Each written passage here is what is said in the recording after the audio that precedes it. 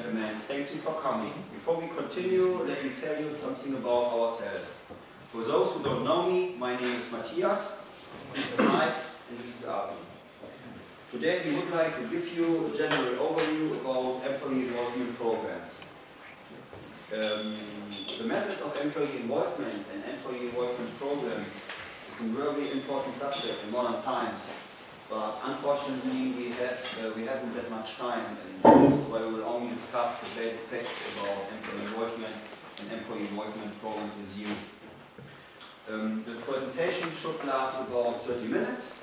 If you have any questions during the presentation, we would ask you to write them down, and at the end of our presentation, you will get the possibility to ask them. As you can see, this is the content of our presentation.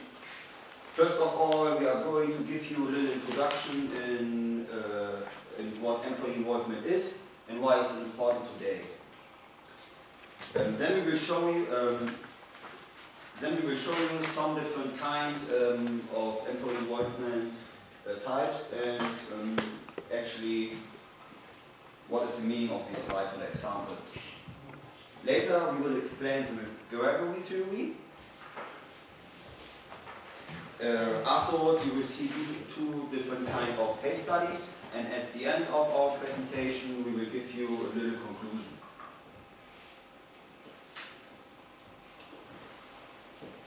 Now I would like to tell you what employee involvement is. The definition from Stephen P. Robbins is employee involvement is a participated process that uses employees' input to increase their commitment to the organization's success. Employee involvement is a worldwide applied method, and there is no single option for this. When an organization truly wants to create a positive work environment that is based on high trust, customer service, teamwork, and creative problem solving, then the leadership team must be to understand and be responsive to the needs of the group. That represents the organization's most valuable assets, and it's one of the most important customers for the organization, the employees. One of the greatest factors in the success of any organization is the power of the people who work for the company and how well that power is focused towards. Employee involvement is a process for empowering employees to the participation in managerial decision making. The fundamental quality management principle is that employees must be involved and empowered. It means that every employee is regarded as a unique human being, not just a wheel in a machine or a cog in a machine. And each employee is involved in helping the organization to achieve their goals. Employee involvement input is valued by his or her management. Employees and management recognize that each employee is involved in running the business. Organizations that regard employees as cogs in wheel or in machines never realize their full potential. That's an important thing. And in the long run, such companies are uneconomic, attract competition, and unless the managerial philosophy change, they will disappear. Since the McGregor theory first brought managers the idea of a participative management style. Later, Arvind will success this theory in details.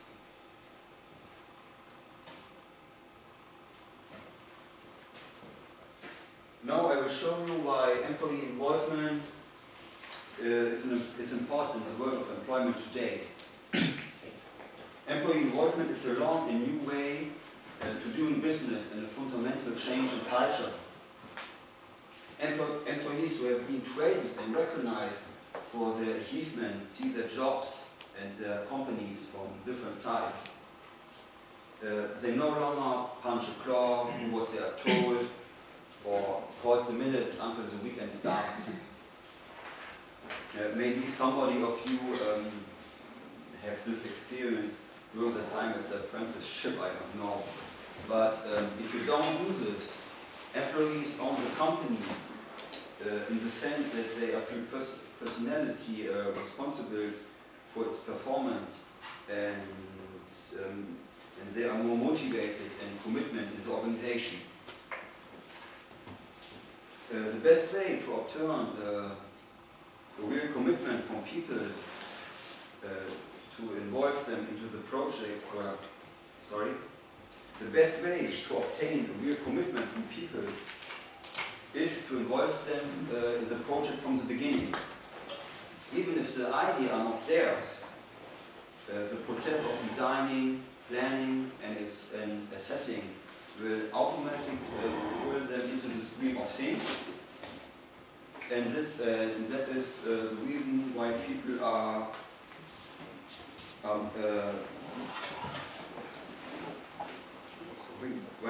more productive and satisfied with their jobs. And this is in modern times a very important aspect for every company who will exist at the global market. Now Mike will show you some examples of employee involvement. Okay. Hello. Up to this point, I was mentioning something about the general description of the employee involvement programs. I want to tell you now something about the special types or different examples of employee involvement. The quality circle. The quality circles is one of the techniques that Japanese firms use to make high quality products at low costs. So originally it began in the 1950s, and it was it began in the 1950s in the United States, and it was exported to Japan, and it became quite popular in North America or in Europe in 1980 or something like this. Well, what is a quality circle? A quality circle is a work group of 8 to 10 persons, of employees and supervisors, who have a shared area of decision or a shared area of responsibility. So they meet regularly, typically once a week, to discuss problems, to investigate causes, recommend solutions, or take corrective actions on the company's course. It's important to mention that the quality circles are just take over the responsibility for solving quality problems, but the management still retains the control over the final decisions. So now you can see it in the figure. We have first of all our problem identification, where the management and the circle team members are involved. After that, you have the selection of the problem, review, and some recommended solutions. That is only done by the circle team members. And after that, the recommended solutions are getting reviewed by the management, and they are taking the decision. So now I have a question to you. What do you think? Are quality circles good or not good? Or have them a disadvantage? Yes or no? So I don't want an explanation or a reason, just yes or no. Say, what do you think? Are they good? Yes. Yes? Yes? Yes. You're still right. They affect positively.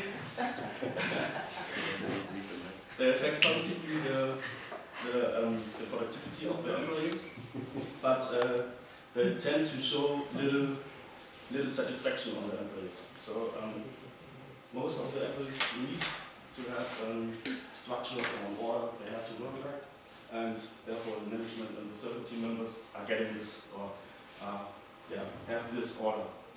So as some examples, which companies are using it. Hewlett Packard, Texas Instruments, IBM, Ford, Motorola, Kodak. So very famous companies using it. That is the quality circle. The next one is the participative management.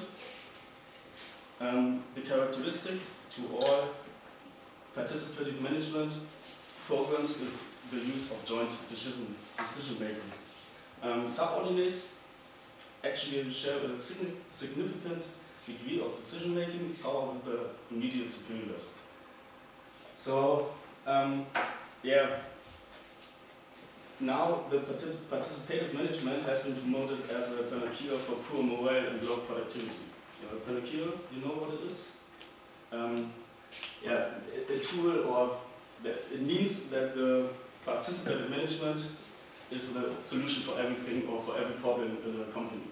But it's not. It's not appropriate for every organization or every work unit.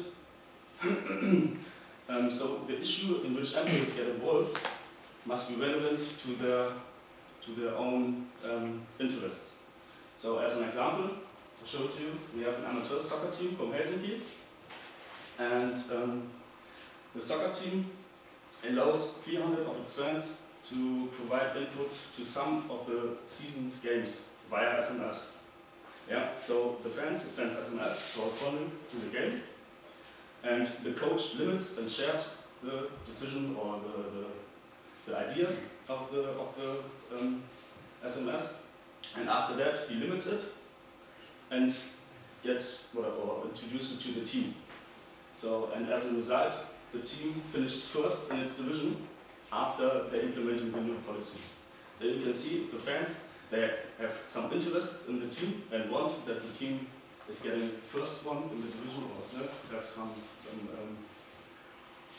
that they win, and so on, and they finish first in the division. But the fans could influence the position of the individual player? Or what was the input from the fans? If the coach has still the same idea that he changes some players or the position of the players, then he's doing it. But the coach has more influence on the team, and he knows better details on the team, how or where a player is better. So maybe the fans want that midfielder is getting to the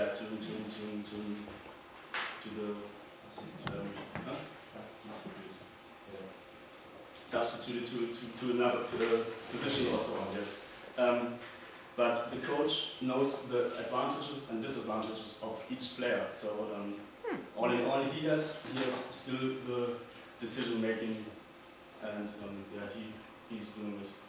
But the fans could hand in via SMS some reasons or explanations why it should be in another way and so on. Great. And that was the participative management. Now we're going to the another example is representative participation. The definition from P-Robbins is a system in which workers participate in decision making through a small group of representative employees. It is the most widely legislative form of employee involvement around the world. These type represent a large group of workers in managerial decisions, and the goal is to redistribute power within an organization. The work council and the board representative are some sub-tasks or sub-examples, sub-chapters from the representative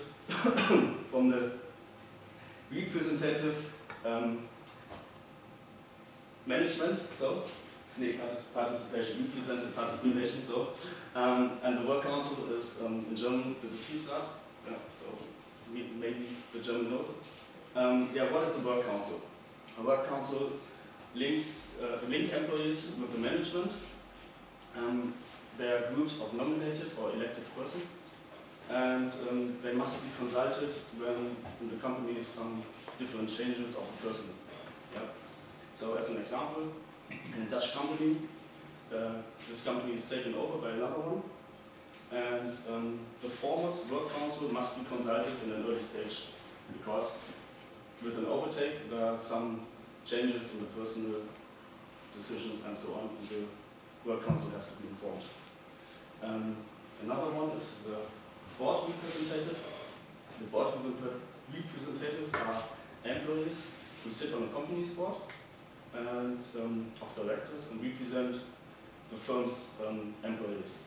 So the overall influence of the representative participation on working employees seems to be minimal. Yeah? But the evidence suggests that work councils are dominated by the management and have little impact on the employees. So nearly every company in Germany has a work council, but we have to know that the work councils are dominated by the management. Yeah? They have not so much impact.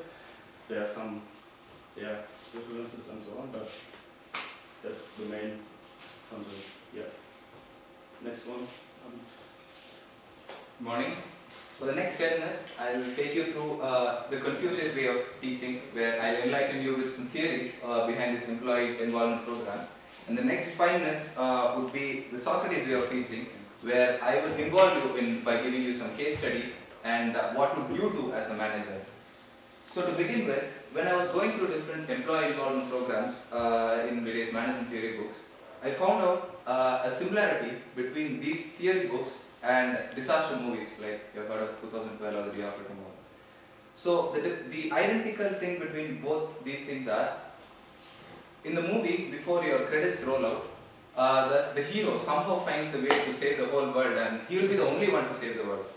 And the same way, there are some master managers who come up with some theories when the organization is really messed up or when the organization is moving to a disaster. So one such theory from a master manager is theory X and Y. Theory X and Y was proposed by an American psychologist called named McGregor, and he proposed this in early 1960s. McGregor divided employees into two stratas. One is theory X person, and obviously there is X, there should be Y also. So the other one is theory Y person. So theory X person naturally dislikes work. He doesn't want to work. He'll try to procrastinate, he'll try to evade work as much as possible. So the only way this manager can make this guy work is threatening. I will fire you.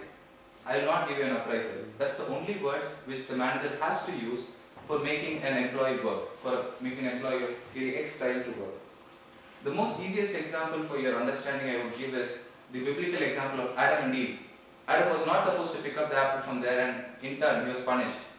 In even more theories before, it was called a carrot and stick approach. Like when the employee is doing something good, he is rewarded with a carrot, and when he is doing something bad, he is punished with a stick. So this concept is more applicable for a theory X person. And a theory X manager, ideally, he is not really worried about he doesn't empathize about his employee. All he wants is his goals to be achieved. Say if the organization's goal, the team's goal is supposed to be 120% of profit this quarter, all this theory X manager is worried about is the result. He's not going to empathize for the employee, he's not going to force anything, all he needs is only the result. So the next would be theory Y manager, theory Y management style. In theory Y, it's believed that the employee is naturally motivated. The manager doesn't have to stand behind the employees and get the work done. He is inherently motivated so as to do the work by himself, and he is more participative. A predecessor theory of theory X and Y is something called Maslow's hierarchy. This theory was derived from Maslow's hierarchy. Maslow is also a psychologist who divided the needs of the employee, or the motivation of the employee, into various levels. It starts in the form of a pyramid from the least important.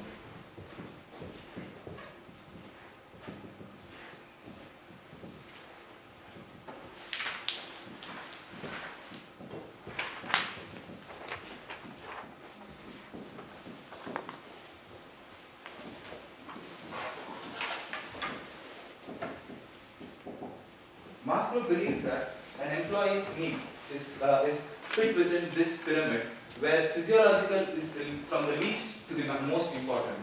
So if you see, for any person, food, water and his basic needs belong to physiological, his safety at workplace, his belonging, he should feel that he belongs to the organization. and his own self-esteem and need for self-actualization. By self-actualization, I mean his goals, his aims should be in par with the company's goals or aims. So, if you see theory X and Y, I would say these characteristics belong to a theory X person, these characteristics belong to a theory Y person. All a theory X person looks for is safety and his own money. So that's why the manager has to threaten him that I'll fire you or I'll not give you an appraisal. That's the only way to get the work done from a theory X person.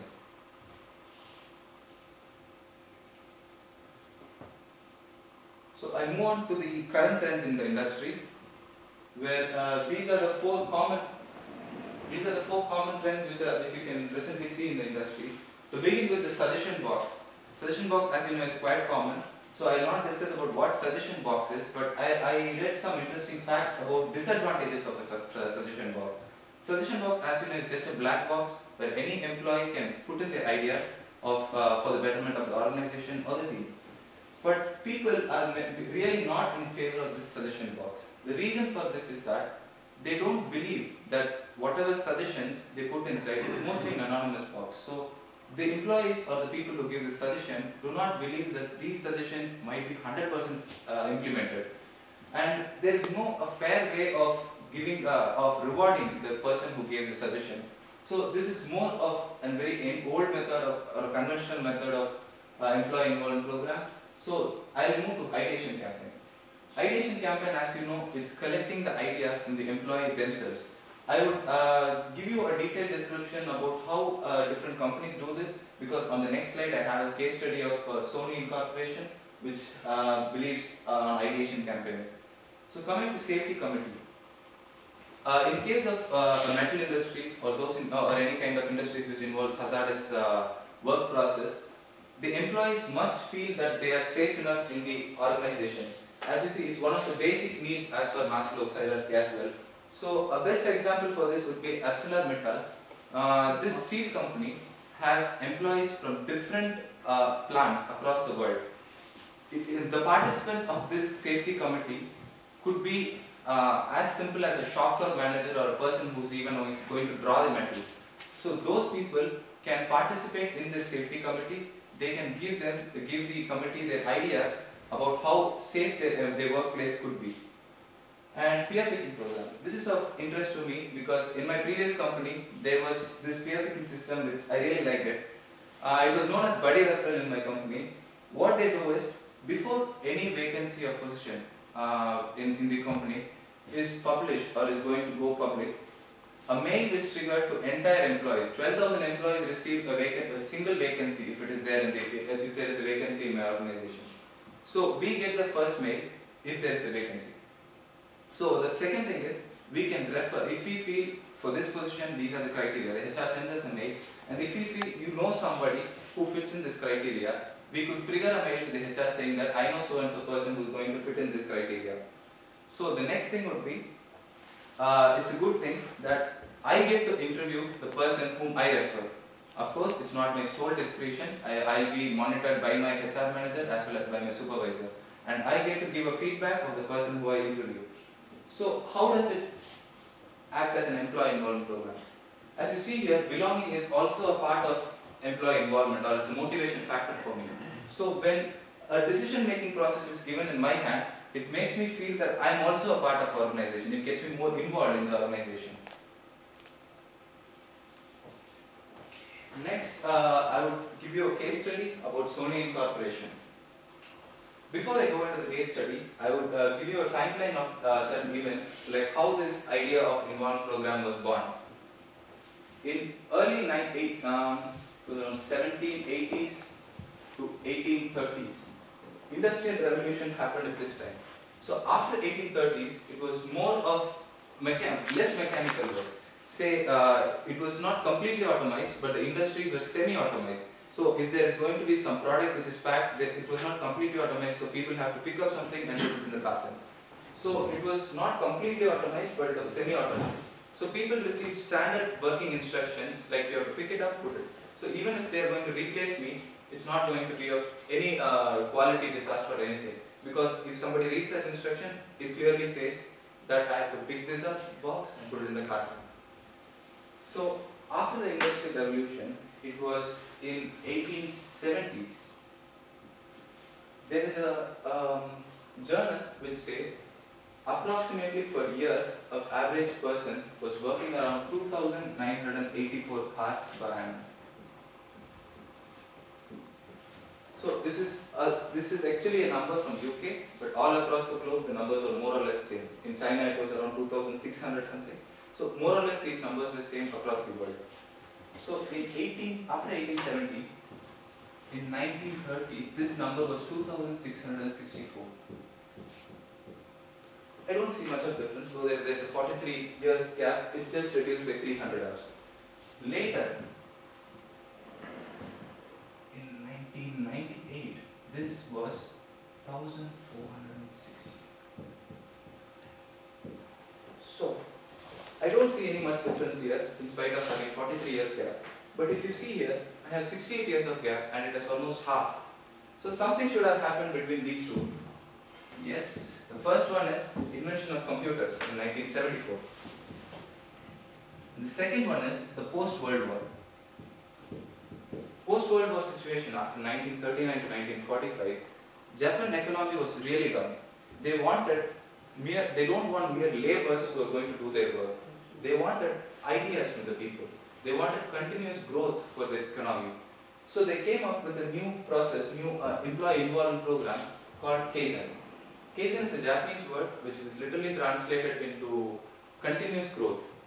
It is not about developing a product with a team of people with the ideas in one day. It's more about continuous growth. Every day a step forward will help them to achieve their final goal or the destination.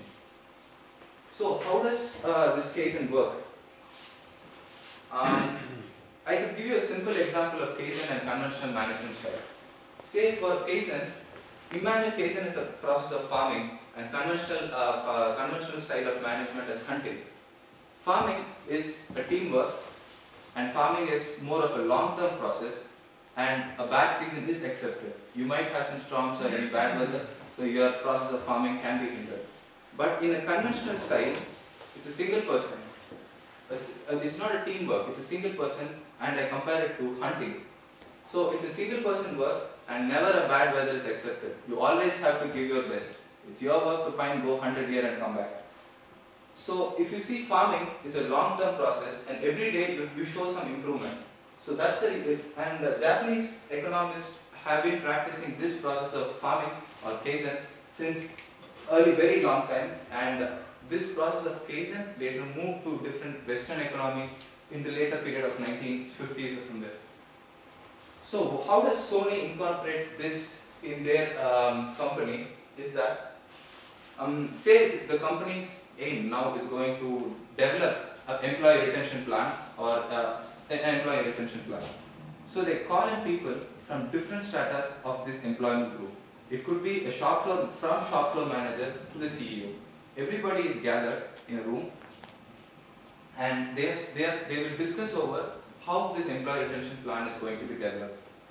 And this discussion is moderated by an external facilitator and it's not by a person who works for Sony itself. And on the first half of the day, it's mostly of brainstorming and what are the ideas which they have. And the second half is a little surprising, they're not supposed to talk. All they have to do is in the second half, think of whatever they discussed in the first half and then put it down on a paper. The whole process is over in one day. So by the end of the day, their ideas in the form of paper is submitted to the felicitator and felicitator takes it to the company. And how is it implemented? So you get more than 100 or 200 ideas from different employees. How is it implemented? They have a cycle called P, D, C and A. It's an acronym for plan, do, check and act. Every idea is subjected to this cycle where this idea, say I am an employee named Sony and I give an idea in this meeting. So it's first planning. It's already the planning phase is over in the room. So next comes to do. They implement it and definitely no process is 100%. So once it is implemented, there will be some deviation. It's more like a closed loop. So if there is a deviation, it's checked for deviations here in the check phase. Once the management finds there is no much of a deviation, the employee retention plan is of good use, and it is more, this plan is going to be productive for the company, they act as the phase of implementation. So in short, to summarize, I would say by comparing conventional method and Kaizen. In case of conventional method, employees are the problem. If something goes wrong, they believe employees are the problem. In case of a Kaizen, they believe the process is the problem. They try to fix the process and they don't try to find faults with the employees. And in conventional style, doing my job, doing your own work is all about doing it. But in case of a Kaizen, it's more of trying to help to do others' work also. As I already told you, the Kaizen meeting in Sony involves everyone, right from the shop floor manager to CEO. It involves doing it together. And in case of conventional, again, it measures the individual. It measures the individual's performance. Here, they believe in measuring the performance of the process and not the individual. Yeah. And then we have another case study. This case study is about the Georgia's Bucket Ritz-Carlton Hotel. And this promotes the involvement of the employees by letting write the ideas on an easy whiteboard. So there's in a room the whiteboard, and the employees can write the ideas. So idea number one, you have to write your name, and so on. So, and if you write down your idea, then it's not climbing up the chain of command in a normal way.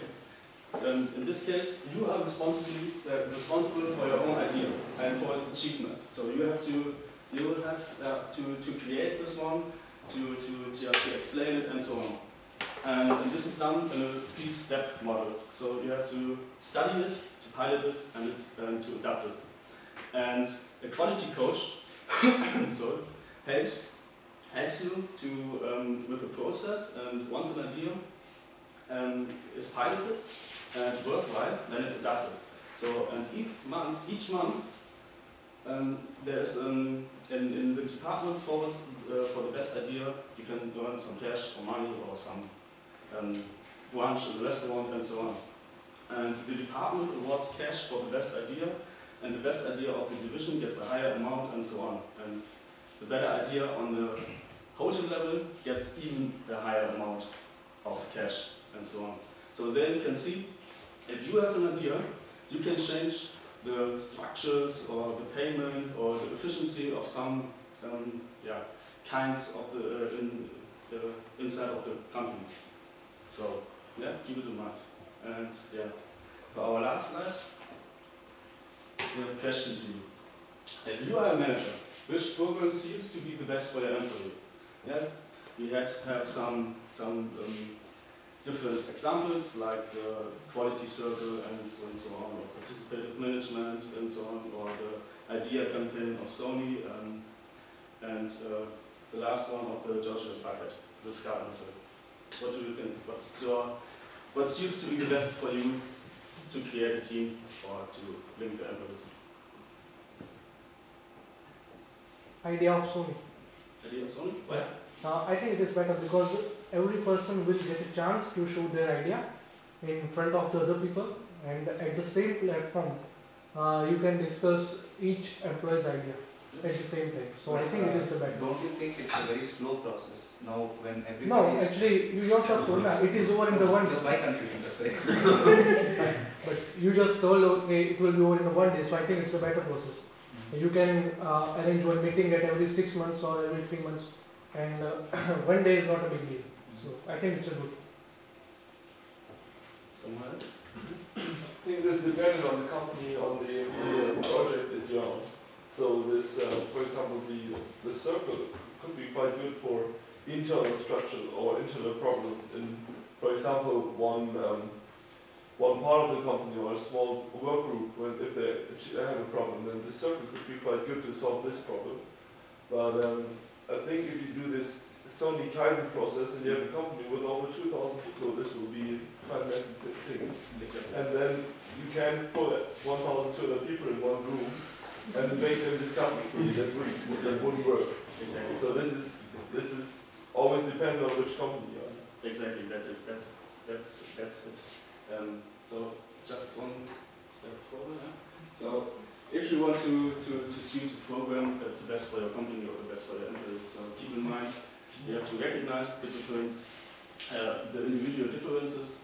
Yeah, you have to use the goal and feedback concept, so to get some feedback of your employees. Make your team participate, that it's getting involved. Some rewards are also good, yeah, to have some more cash, less hours, yeah, of course. And yeah, check your system for equity. So keep these steps in mind if you are someone sometimes in the position or in the situation. And yeah, Arvind, before I roll up to the last slide, I would like to tell you a short story. In Asian mythology, there was one man who went up to heaven and saw 2 rooms. One room had lots of angels, and they were all busy doing some stamping work, and they were sending letters. And this man, out of curiosity, asked what this room was. And the angels replied that this is the place where when people request for something, when people pray for something, it comes here, and the angels approve it and send it back. He said, okay. And he moved out to the next room. In the next room, he saw there was only 2 angels, out of which one was already sleeping. So he woke up the sleeping angel and asked, why is this room so empty and there are only few letters? What is this room for? The angel replied that every time when the wish is fulfilled by the angel in the first room, if people say thank you, it comes here. So I thank you all for all your interactiveness and also for all your patience to listening to us. Thank you.